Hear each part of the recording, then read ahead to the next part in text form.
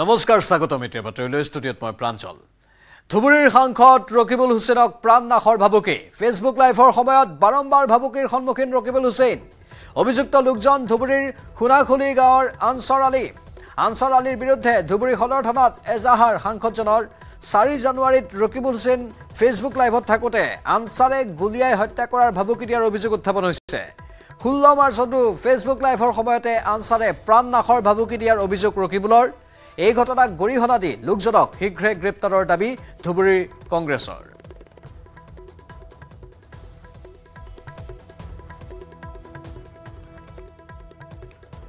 সাংসদ ৰকিবুল হুছেইনক প্ৰাণনাশৰ ভাবুকি দিয়া হৈছে ফেচবুক লাইভৰ সময়ত বাৰম্বাৰ ভাবুকিৰ সন্মুখীন হ'ল ধুবুৰীৰ সাংসদগৰাকী অভিযুক্ত লোকজন ধুবুৰীৰ খুনাখুলি গাঁৱৰ আনছাৰ আলীৰ বিৰুদ্ধে ধুবুৰী সদৰ থানাত ইতিমধ্যে এজাহাৰ দাখিল কৰা হৈছে 4 জানুৱাৰীত ৰকিবুল হুছেইন যেতিয়া ফেচবুক লাইভত আহিছিল সেই সময়তে আনছাৰে গুলিয়াই হত্যা কৰাৰ ভাবুকি দিছিল আনফালে 16 মাৰ্চতো ফেচবুক লাইভৰ সময়ত আনছাৰে পুনৰ প্ৰাণনাশৰ ভাবুকি দিয়াৰ অভিযোগ ৰকিবুলৰ এই ঘটনাক গৰিহণা দি লোকজনক শীঘ্ৰে গ্ৰেপ্তাৰৰ দাবী ধুবুৰীৰ কংগ্ৰেছৰ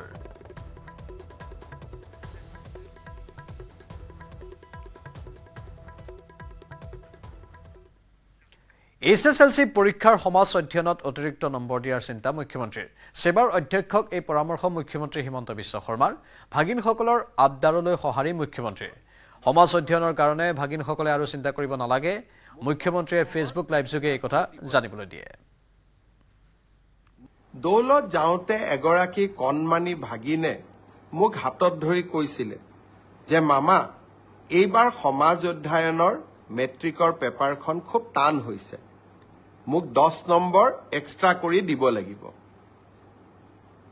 নগাঁৱলৈকে যাওঁতে 16 তাৰিখে নগাঁৱত গৈছিলো তাতো এগৰাকী ভাগিনে এনেকেই কথা ক'লে আৰু বৰদুৱাতো আন এগৰাকী ভাগিনে একেই কথা ক'লে যে সমাজ অধ্যয়নৰ পেপাৰখন এইবাৰ মেট্ৰিকত খুব টান হৈছিল মই প্ৰত্যেকটো কথাই সিৰিয়াসলি লওঁ গুৱাহাটীত আহি সেবাৰ চেয়াৰমেনক মই সুধিলো যে সমাজ অধ্যয়নৰ পেপাৰখন সঁচাই টান হৈছিল নেকি সেবাৰ অধ্যক্ষ ডাঙৰীয়াই মোক ক'লে যে প্ৰশ্নখনৰ পেটাৰ্ণ বদলিছে যোৱা বছৰো প্ৰশ্নখনৰ পেটাৰ্ণ বদলোৱা হৈছিল আৰু এইবাৰো পেটাৰ্ণটো বদলোৱা হৈছে যাতে ছাত্ৰ ছাত্ৰীসকলৰ জেনেৰেল নলেজৰ পৰীক্ষা সেবাই ল'ব পাৰে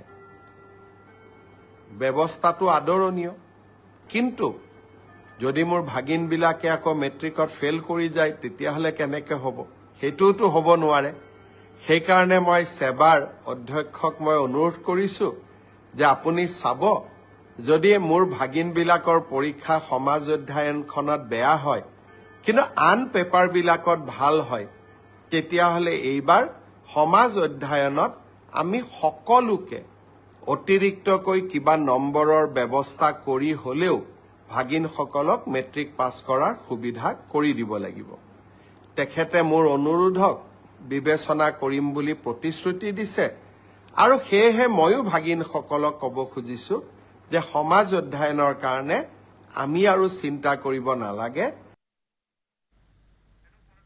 ইফালে এডিআৰই সন্দৰ্ভতো মুখ্যমন্ত্ৰীৰ ফেচবুক যোগে মন্তব্য এডিআৰইৰ ফলাফল মেধাৰ ভিত্তিত হোৱাত মই আনন্দিত কাট অফ মাৰ্ক চৰকাৰে নিৰ্ধাৰণ নকৰে কাট অফ মাৰ্ক পৰীক্ষাৰ্থীৰ ফলাফলে নিৰ্ণয় কৰে কাট অফ মাৰ্ক বেছি মানে ফলাফল ভাল হৈছে বুলি জনায় মুখ্যমন্ত্ৰী হিমন্ত বিশ্ব শৰ্মাই এডিআৰই ৰিজাল্ট দিলে মই অত্যন্ত আনন্দিত যে তৃতীয় আৰু চতুৰ্থ শ্ৰেণীৰ ৰিজাল্ট দিয়াৰ পিছত সকলোৱে এটা কথা স্বীকাৰ কৰিছে যে এই ৰিজাল্ট মেৰিটৰ আধাৰত হৈছে মেধাৰ ভিত্তিত হৈছে আৰু সঁচাকৈ চৰকাৰী চাকৰি আমি মেধাৰ ভিত্তিত দিয়াৰ বাবে প্ৰতিশ্ৰুতিবদ্ধ এতিয়া কোনোবাই মোক কৈছে মামা কাট অফ নম্বৰ বহুত হ'ল কাট অফ নম্বৰটো চৰকাৰে নিয়ন্ত্ৰণ নকৰে যদি 3000 পোষ্ট থাকে আমি 2জন কৰি বা 3জন কৰি উত্তীৰ্ণ প্ৰাৰ্থীক মাতো 3000 পূৰণ 2 3000 পূৰণ 3 9000 মেৰিট মতে 9000 নম্বৰটো আহি যোৱাৰ লগে লগে 9000 নম্বৰ লাভ কৰা ব্যক্তিজনৰ যিটো নম্বৰ সেইটোৱে কাট অফলৈকে ৰূপান্তৰিত হয় কাট অফ কোনেও বনাই নিদিয়ে কাট অফ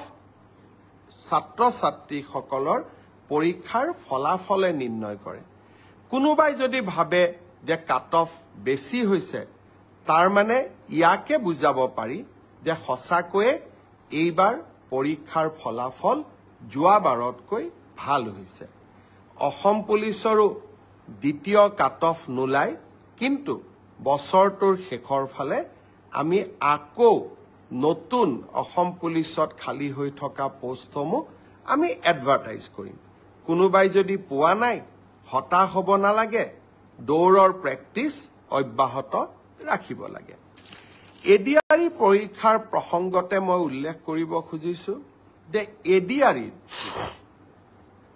চতুৰ্থ বৰ্গৰ পৰীক্ষাৰ বাবে এতিয়া এটা অৰেল টেষ্ট হ'ব এই অৰেল টেষ্ট আমি জুন মাহত অনুষ্ঠিত কৰিম লগে লগে এডিআৰই তৃতীয় বৰ্ষৰ পাছ কৰা ছাত্ৰ ছাত্ৰীসকল বা যুৱক যুৱতীসকলৰ বাবে এটা স্কিল টেষ্ট হ'ব সেই স্কিল টেষ্টটো আমি অহা জুন মাহত আমি আৰম্ভ কৰিম আমাৰ লক্ষ্য হৈছে যাতে এডিআৰইৰ নিযুক্তিও আমি 10 অক্টোবৰত দিব পাৰো আৰু নৱেম্বৰ ডিসেম্বৰ জানুৱাৰীৰ ভিতৰত এডিআৰইৰ নতুন এডভাৰটাইজমেন্টটো আমি যাতে দিব পাৰো অৰ্থাৎ আমি আমাৰ যুৱক যুৱতীসকলৰ মাজত আশাৰ বন্তি গছি আমি জ্বলাই ৰাখিব খুজিছো ইফালে শিক্ষকৰ চাকৰি প্ৰাৰ্থী সন্দৰ্ভত ফেচবুকত মুখ্যমন্ত্ৰীৰ মন্তব্য মেৰ প্ৰথম সপ্তাহত ঘোষণা হ'ব পোষ্ট গ্ৰেজুৱেট আৰু গ্ৰেজুৱেট শিক্ষকৰ পৰীক্ষাৰ ফলাফল 9075টা গ্ৰেজুৱেট শিক্ষকৰ পদৰ পৰীক্ষাৰ ফলাফল হ'ব ঘোষণা ফলাফলৰ পিছতে প্ৰাৰ্থীৰ নথিপত্ৰসমূহ হ'ব পৰীক্ষা নতুন শিক্ষক নিযুক্তিৰ তালিকা ওলাব 10 অক্টোবৰৰ পিছত পিজিটি ৰিজাল্ট কেতিয়া দিব গ্ৰেজুৱেট টিচাৰৰ ৰিজাল্ট কেতিয়া দিব মই হব খোজা শিক্ষকসকলক এটা অনুৰোধ কৰিম যে আপোনালোকে যদি ধৈৰ্য যদি আপোনালোকৰ নাথাকে তেতিয়াহলে আপোনালোকে শিক্ষক হৈ ছাত্ৰ ছাত্ৰীসকলক ধৈৰ্য নিয়মানুবৰ্তিতা শৃংখলাবদ্ধতা এই জ্ঞানবিলাকৰ বিষয়ে কেনেকৈ আপোনালোকে ল'ৰা ছোৱালীক শিকাব মই আপোনালোক যি ধৰণে উদ্গ্ৰীৱ হৈ আছে মোৰ চিন্তা সিমানেই বাঢ়ি গৈ আছে যে আপোনালোকে একোজন প্ৰকৃত শিক্ষক হ'ব পাৰিবনে নাই সেয়েহে যিমানে আপোনালোকৰ চিন্তা বাঢ়িছে নিযুক্তিৰ তাৰিখো মই 15 দিনকৈ আগুৱাই লৈ গৈ আছো যাতে আপোনালোকৰো এটা ধৈৰ্যৰ পৰীক্ষা আমি ল'ব পাৰো তথাপিতো আপোনালোকে যেটো সুধি থাকে সেই কাৰণে মই উত্তৰ দিব খুজিছো মে মাহৰ প্ৰথম সপ্তাহত পোষ্ট গ্ৰেজুৱেট আৰু গ্ৰেজুৱেট টিচাৰ যি 9075টা পদৰ গ্ৰেজুৱেট টিচাৰৰ নিযুক্তি পৰীক্ষা হৈছিল তাৰ ফলাফল সেবাই ঘোষণা কৰিব কিন্তু তাৰ পিছত আপোনালোকৰ ডকুমেন্ট ভেৰিফিকেশন হ'ব আৰু ফাইনেল নিযুক্তি 10 অক্টোবৰত হ'ব আৰু 10 অক্টোবৰলৈ আপোনালোকে ধৈৰ্য ধৰিবই লাগিব কাৰণ আমিও আপোনালোকৰ অকনমান ধৈৰ্যৰ পৰীক্ষা কৰিব খুজিছো ঠিক সেই ধৰণে যিসকল শিক্ষকে মোক সুধি আছে 5550ৰ লিষ্ট কেতিয়া দিব আপোনালোককো মই জনাব খুজিছো যে এপ্ৰিল মাহৰ ভিতৰত আমি আপোনালোকৰ ডকুমেন্ট ভেৰিফিকেশনৰ কাম শেষ কৰিম মে মাহৰ পৰা আপোনালোকৰ প্ৰভিজনেল লিষ্ট ওলাব কিন্তু নিযুক্তি 10 অক্টোবৰত হ'ব আৰু তেতিয়ালৈকে আমি সকলোৱে ধৈৰ্য ধৰিম কোনোবাই ক'ব পাৰে যে নতুন নিযুক্তিৰ ল'ৰা ছোৱালীয়ে যদি ইমান দেৰি কৈ দিও তাতো পোষ্ট ল'ব নেকি নহয় নতুন নিযুক্তিৰ তালিকা 10 অক্টোবৰৰ পিছত ওলাব গতিকে 10 অক্টোবৰত যি সকলে নিযুক্তি পাব তেওঁলোকে স্বাভাৱিকভাৱে নতুন নিযুক্তিত এলপিৰ শিক্ষক এলপিত অৱতীৰ্ণ হ'ব নোৱাৰিব কিন্তু তেখেতসকলে ইউপিৰ পৰীক্ষাত বা আপাৰ প্ৰাইমেৰী মেৰিট লিষ্টত তেওঁলোকৰ নাম ডেফিনেটলি অন্তৰ্ভুক্ত হ'ব পাৰে ইফালে এবাৰ হোলী গীতক লৈ বিশেষ ঘোষণা মুখ্যমন্ত্ৰীৰ হোলী গীতক বিশ্বমুখী কৰাৰ চিন্তা চৰ্চা মুখ্যমন্ত্ৰীৰ হোলী গীতক লৈ অনুষ্ঠিত হ'ব বিশাল অনুষ্ঠান 5000 যুৱকে একেলগে পৰিবেশন কৰিব হোলী গীত ফেচবুক লাইভ যোগে এই ঘোষণা মুখ্যমন্ত্ৰীৰ অহা বৰ্ষত সাংস্কৃতিক পৰিক্ৰমা বিভাগৰ উদ্যোগত অনুষ্ঠিত হ'ব এই অনুষ্ঠান। বৰপেটা দৌল উৎসৱত যোৱাৰ সময়ত এগৰাকী স্থানীয় যুৱকে মোক পৰামৰ্শ দিছিল যে অহাবাৰ 5,000 বৰপেটাৰ যুৱক যুৱতীয়ে একেলগে দৌলৰ গান গায় একেলগে যাক সমূহীয়াভাৱে প্ৰদৰ্শন কৰি আমি এক অভিলেখ সৃষ্টি কৰিব পাৰোঁ নেকি। সঁচাকৈয়ে গোটেই আইডিয়াটোৱে মোৰ ভাল লাগিলে। অহাবাৰ অসম চৰকাৰৰ সাংস্কৃতিক বিভাগৰ উদ্যোগত আমি চেষ্টা কৰিম যাতে 5,000 যুৱক যুৱতীয়ে একেলগে হোলী গীত গাব পাৰে আৰু ই এক অভিলেখ সৃষ্টিকাৰী হোলী গীত পৰিৱেশন হ'ব পাৰে। অসমৰ নিজা উপগ্ৰহক লৈ একাংশই উপলুঙা কৰিছে। অসমৰ নিজা উপগ্ৰহ কেনেকৈ হ'ব পাৰে বুলি সমালোচনা কৰিছে। অসম্ভৱক সম্ভৱ কৰাই হৈছে আমাৰ কাম, এই মন্তব্য মুখ্যমন্ত্ৰীৰ। লগতে মুখ্যমন্ত্ৰীয়ে ক'লে অসমীয়াই এৰাতিত গড় বান্ধি ৰামসিংহ ঔৰংজেবক পৰাভূত কৰিছিল, গতিকে আকাশত আমাৰ নিজা উপগ্ৰহ কৰিব পাৰিম। যদি আমাৰ কোনোবা আঁচনিয়ে দৰিদ্ৰজনক উপকৃত কৰে, মধ্যবিত্তজনক জীৱন যুদ্ধত অলপো সহায় কৰে, তেতিয়াহ'লে সেই কাম আমি কিয় নকৰিম? আমিতো চৰকাৰ গঠন কৰিছোৱেই দুখীয়া, দৰিদ্ৰ আৰু মধ্যবিত্ত সমাজখনক সহায় কৰাৰ। কোনোবাই মোক উপলুঙাও কৰিছে যে অসমৰ নিজা ছেটেলাইট কেনেকৈ হ'ব পাৰে। কোনোবা দুই এজনে লিখিছেও যে আমি ছেটেলাইট কৰিব নোৱাৰোঁ। অসম্ভৱক সম্ভৱ কৰাই আমাৰ কাম, কাৰণ অসমৰ এতিয়া আকাশ চুবৰ মন। আমাৰ নিজৰ ছেটেলাইটে হওক, প্ৰটন থেৰাপিৰ কেঞ্চাৰ ৰোগৰ ট্ৰিটমেণ্টৰ বাবে প্ৰটন থেৰাপিৰ মেচিনে হওক বা অসমৰ কলা সংস্কৃতিক সংৰক্ষণৰ বাবে অসমৰ নিজা OTT প্লেটফৰ্মে হওক, যি ভাবিছে ই অসম্ভৱ। মই ভাবোঁ যি অসমীয়াই এটা ৰাতিৰ ভিতৰতে গড় নিৰ্মাণ কৰি ৰামসিংহ ঔৰংজেবক ৰখাব পাৰিছিল, সেই অসমীয়াই আকাশত ছেটেলাইটো উৰাব পাৰিব, প্ৰটন থেৰাপিৰ মেচিনো আনিব পাৰিব আৰু নিজৰ OTT প্লেটফৰ্মো বনাব পাৰিব। 20 মাৰ্চত ডিব্ৰুগড়ত কেবিনেট হ'ব। ফেচবুক লাইভত এই কথা জনায় মুখ্যমন্ত্ৰীয়ে। প্ৰাথমিক বিদ্যালয়ত 100 গৰাকী শিক্ষাৰ্থী থকা স্কুলত প্ৰধান শিক্ষক নিযুক্তি দিয়া হ'ব। 50 জন থকা বিদ্যালয়তো প্ৰধান শিক্ষক পদ সৃষ্টিৰ আলোচনা কৰিম বুলি কৈছে মুখ্যমন্ত্ৰীয়ে। প্ৰাদেশিকৰণ আইন সংশোধনৰ বাবে আলোচনা আৰম্ভ কৰা হৈছে বুলিও সদৰি কৰে। অহা 20 তাৰিখে ডিব্ৰুগড় জিলাত আমাৰ কেবিনেটৰ বৈঠক অনুষ্ঠিত হ'ব। কাৰণ প্ৰত্যেক মাহত 4 দিন বা 3 দিন মই ডিব্ৰুগড়ত থাকোঁ আৰু ডিব্ৰুগড়ত থকা সময়তে ডিব্ৰুগড়ত আমাৰ কেবিনেটখনো অনুষ্ঠিত হ'ব। ইফালে ৰিতম সিঙৰ গ্ৰেপ্তাৰ সন্দৰ্ভত মুখ্যমন্ত্ৰীৰ প্ৰতিক্ৰিয়া। ৰাজনৈতিক প্ৰতিদ্বন্দ্বী হ'লেই ধৰ্ষণকাৰী কোৱা অনুচিত।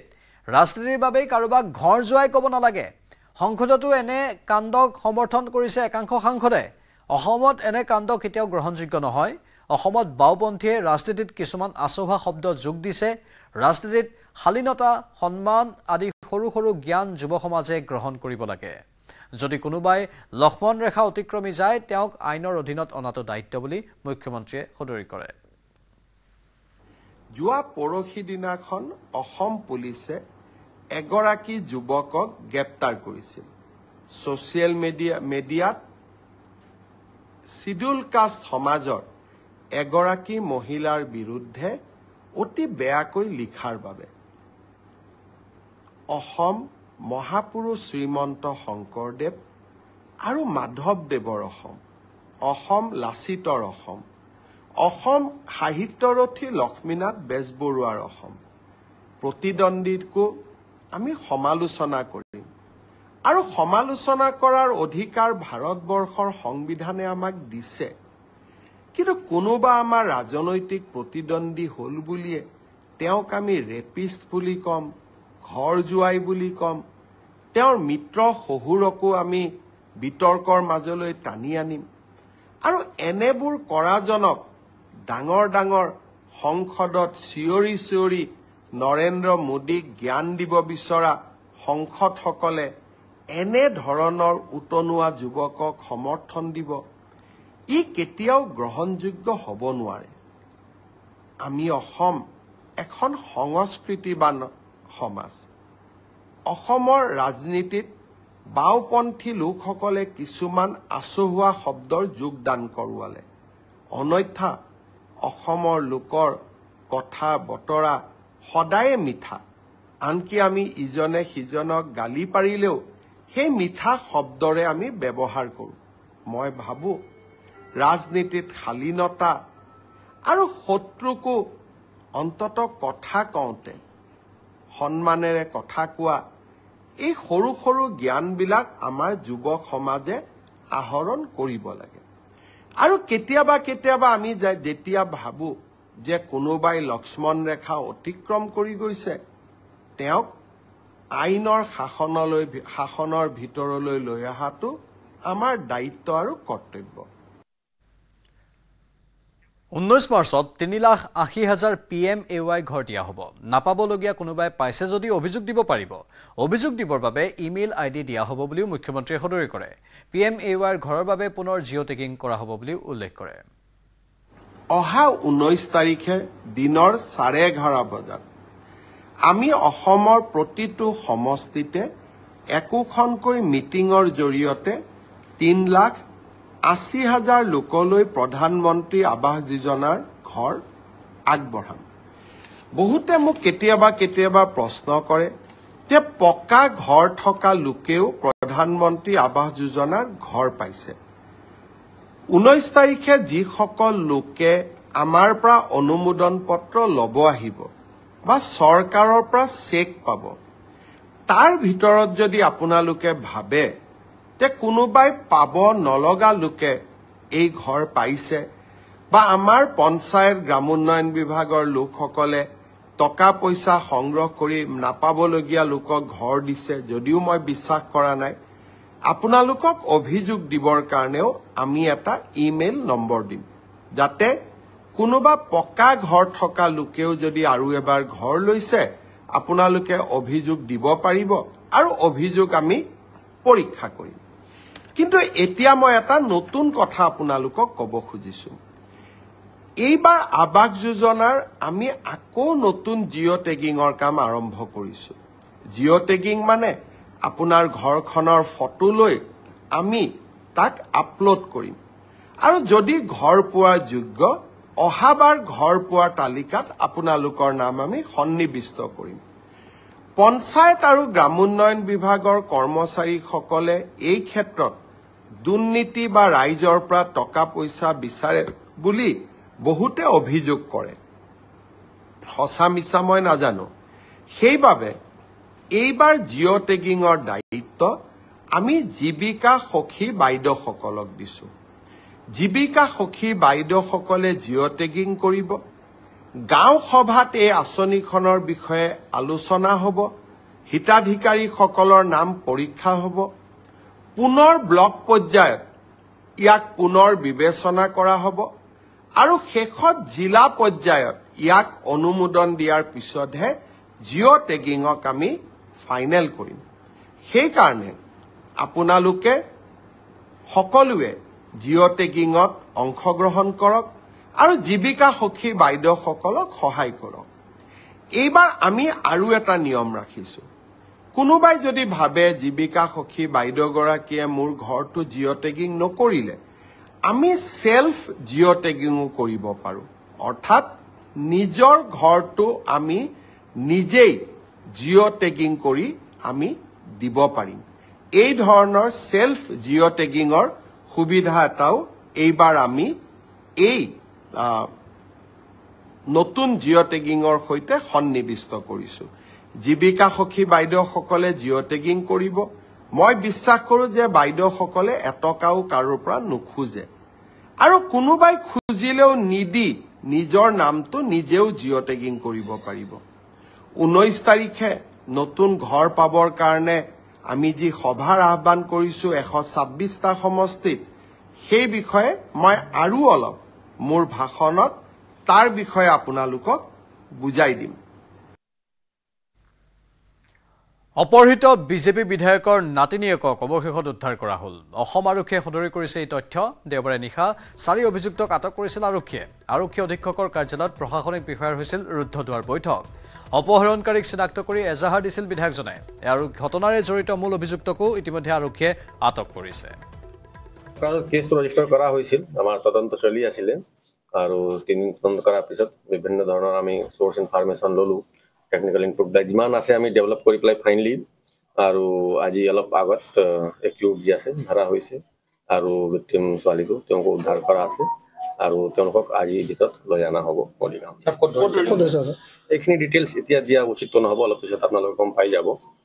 এতিয়ালৈকে কাৰ্যবাহীটো চলিহে আছে, এতিয়া ৰিভিল কৰা ভাল নহয়, কিন্তু ৰিকভাৰী কৰা আছে, তেওঁলোকক অনা হ'ব। দুইজনকে পাইছে। মাজুলী জিলা বিজেপিৰ প্ৰাক্তন সভাপতি লোকনাথ কুটুমৰ ৭৫ বছৰ বয়সত দেহাৱসান। মাজুলী জিলা চিকিৎসালয়ত শেষ নিশ্বাস ত্যাগ কৰে প্ৰবীণ ৰাজনীতিবিদ লোকনাথ কুটুমে। মাজুলীৰ চুমৈমাৰী গাঁৱৰ নিবাসী লোকনাথ কুটুম আছিল এগৰাকী সাহিত্যিক তথা লোক সংস্কৃতিৰ সাধক। হৃদক্ৰিয়া বন্ধ হৈ প্ৰবীণ ৰাজনীতিবিদগৰাকীৰ মৃত্যু ঘটে। মাজুলী জিলা আয়ুক্ত ৰাতুল পাঠক আৰু বিভিন্নজনে জিলা চিকিৎসালয়ত আহি লোকনাথ কুটুমক শেষ শ্ৰদ্ধাঞ্জলি জ্ঞাপন কৰে। মাজুলীবাসী ৰাইজৰ কাৰণে যথেষ্ট বেদনাদায়ক দিন হিচাপে আমি চিহ্নিত কৰিছোঁ। আমাৰ সকলোৰে শ্ৰদ্ধাৰ ভাৰতীয় জনতা পাৰ্টীৰ মাজুলী জিলা সমিতিৰ প্ৰাক্তন সভাপতি লোকনাথ কুটুম ডাঙৰীয়া কিছু সময় আগতে আমাৰ মাজৰ পৰা চিৰদিনৰ বাবে বিদায় ল'লে। এই দুখময় সময়টোত তেখেতৰ প্ৰতি আমি গভীৰ শ্ৰদ্ধা নিবেদন কৰিছোঁ। ছাৰ এজন ৰাজনীতিবিদেই নাছিল, লোক সংস্কৃতিৰ এজন সাধক আছিল, মিচিং সমাজখনৰ এজন অভিভাৱক হিচাপে মাজুলীত পৰিচিত আছিল, এজন ভাল শিক্ষক হিচাপেও মাজুলীত পৰিচিত আছিল, ভাল এজন অভিনয় হিচাপেও তেওঁ খ্যাতি লাভ কৰিছিল।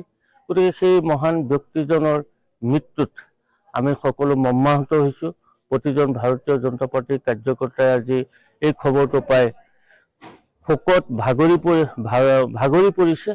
গতিকে তেখেতৰ আত্মাৰ চিৰশান্তি আমি কামনা কৰিছোঁ আৰু কাইলৈ পুৱা 9 বজাত ভাৰতীয় জনতা পাৰ্টীৰ মাজুলী জিলা সমিতিৰ বাজপেয়ী ভৱনত তেখেতক আমি ৰাজহুৱাকৈ শ্ৰদ্ধাঞ্জলি অনুষ্ঠান আয়োজন কৰিছোঁ।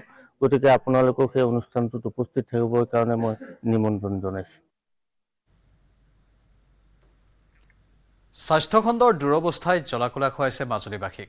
গড়মূৰ পীতাম্বৰ দেৱ গোস্বামী জিলা চিকিৎসালয়সহ জিলাখনৰ বিভিন্ন স্বাস্থ্য উপস্বাস্থ্য কেন্দ্ৰত চিকিৎসকৰ ৬৭টা পদৰ বিপৰীতে ৪৩টা চিকিৎসকৰ পদেই হৈ আছে খালী, যাৰ ফলত সমগ্ৰ জিলাখনত মাত্ৰ ২৪গৰাকী চিকিৎসকে চিকিৎসা সেৱা প্ৰদান কৰি থাকিবলগীয়া হৈছে। ৰেডিঅ'লজিষ্টৰ অভাৱত চিকিৎসালয়তে নষ্ট হৈ গৈছে ব্যয়বহুল যন্ত্ৰপাতিসমূহ। আল্ট্ৰাছাউণ্ড মেচিন, এক্সৰে মেচিন আৰু অন্যান্য চিকিৎসাজনিত বহু যন্ত্ৰপাতি বিনষ্ট হৈ আছে। AJYCP সহ মাজুলীৰ বিভিন্ন দল সংগঠন আৰু ৰাইজে চৰকাৰক জিলাখনৰ চিকিৎসালয়সমূহত চিকিৎসক নিযুক্তি দিবলৈ দাবী জনাইছে। এটা আমাৰ এক্সৰে মেচিন ২৪ ফেব্ৰুৱাৰীৰ পৰা বেয়া হৈ আছে।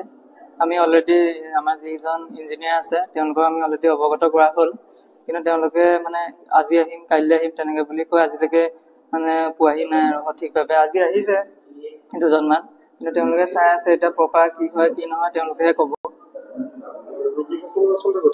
হয়, অসুবিধা হৈছে। হয়,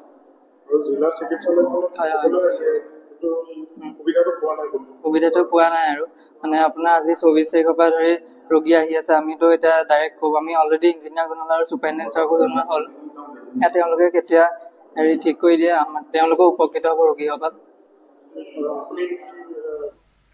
কলিয়াবৰৰ চুলুং আৰক্ষীৰ সফলতা। সুদূৰ কৰ্ণাটকৰ পৰা গ্ৰেপ্তাৰ হ'ল 2 অপৰাধী। কলিয়াবৰৰ বৰঘুলিত সংঘটিত ডকাইতি কাৰ্যৰ 3 সদস্য আৰক্ষীৰ জালত পৰিল।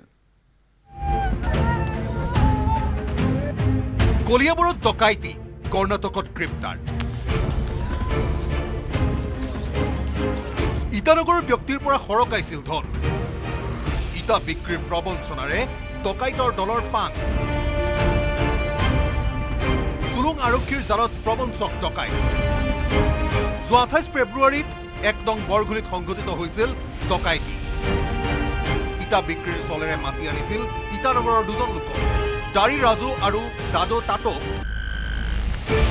বৰঘুলিতে মাৰপিট কৰিছিল ডকাইতৰ দলে টকা হকা দি অনলাইন যোগে ট্ৰেন্সফাৰ কৰাইছিল ধন দুজনৰ একাউণ্টত সোমাইছিল 1,65,000 টকা আৰক্ষীৰ হাতত বন্দী ডকাইতে কাঢ়ি লৈছিল মোবাইল আৰু ফোনৰ চিম ঘটনাৰ পাছতে ঘটনাৰ স্থানৰ নিকটৱৰ্তী চুলুং আৰক্ষীৰ কাষ চাপিছিল ভুক্তভোগী 5জনীয়া গেঙৰ বিৰুদ্ধে দিলে গোচৰ তৎপৰতাৰে চুলুং আৰক্ষীয়ে আৰম্ভ কৰিলে তদন্ত অনলাইনত ধন লোৱা ডকাইতৰ লোকেশ্যন ট্ৰেক কৰি 8 মাৰ্চত কৰ্ণাটকলৈ ৰাওনা হ'ল চুলুং আৰক্ষীৰ দল 12 মাৰ্চত কৰ্ণাটকৰ নাপাকলুট পুলিচ ষ্টেচন এলেকাত ধৰা পৰিল বাহাৰুল ইছলাম আৰু নাছিৰ উদ্দিন জখলাবন্ধা আৰক্ষী নিবেশ এলেকাৰ বৰদলঙৰ পৰা গ্ৰেপ্তাৰ হ'ল হানান আলী ডকাইতৰ দলৰ জেল যাত্ৰাৰ পূৰ্বে থানা চৌহদত কন্দা কটা কৰিবলৈ আহিল অঙহী বঙহী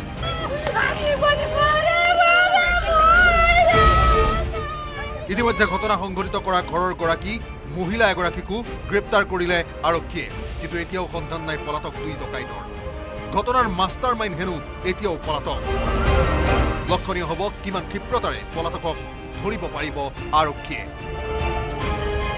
কলিয়াবৰ পৰা Dibakar Das report news 18 Asom north east